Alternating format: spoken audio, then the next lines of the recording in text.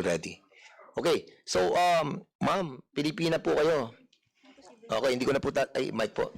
Hindi ko na po tatanungin ang inyong pong pangalan. So, ano po nangyari sa inyo sa loob po ng Pogo Hub?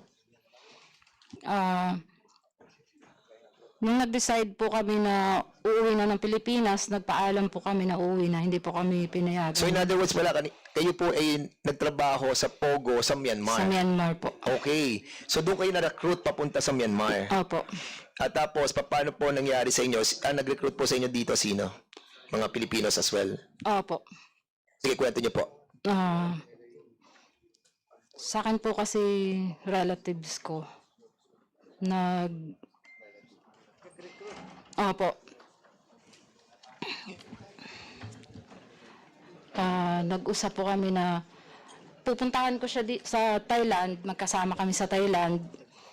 Pinangkuhan niya po ako na yung may working visa daw after, kasi 6 months lang po yung ano natin sa ibang bansa, di po ba? So, nung pagdating ko po doon po niya ako kinausap na yung magiging trabaho ko, hindi encoder. Kasi dito po sa Pilipinas, as encoder daw po eh. Sales marketing.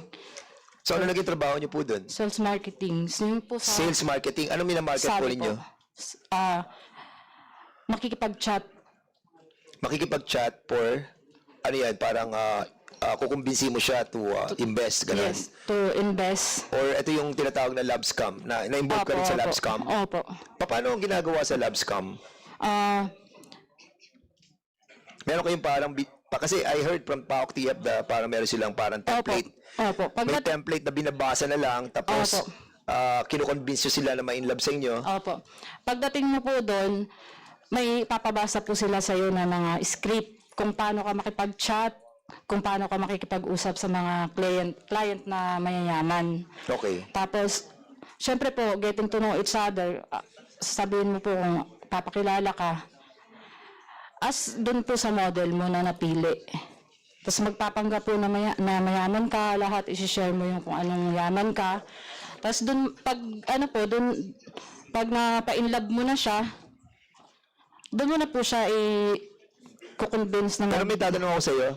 Kasi it was told sa akin that doon sa hub, andun na yung mga meron kayong parang template na rin na may restaurant, merong gym. Kumbaga, pakikita mo doon sa na-labs ka mo na nag-gym ka, o kaya kumakain ka sa restaurant, o kaya nasa swimming pool ka, o kaya nasa kama ka. Lahat po. So, lahat yung parang studio. Opo. Na kung saan, pupunta ka na lang doon para makumbinsi mo yung ma-scam mo para mag-invest sa'yo.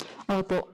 May model din po kami. Iba po yung nakikipag-usap. So, yung mga model, pinakikita nyo sa video chat or pinakikita nyo lamang sa picture? Pag makikipag-usap na po.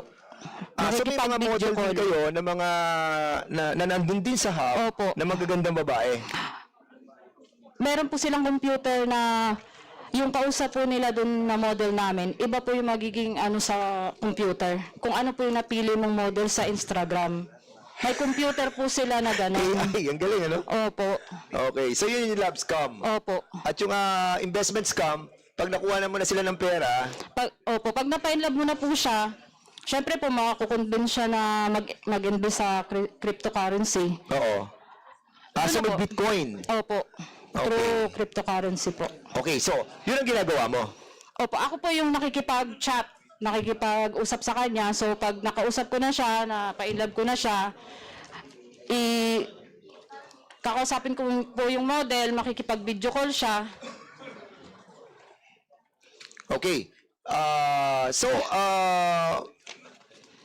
Yung paano ka tinorture? Nung na po, 6 months, dapat po magpapaalam na po ako kasi nagkasakit din po ako doon. Na-torture ka ba? Opo.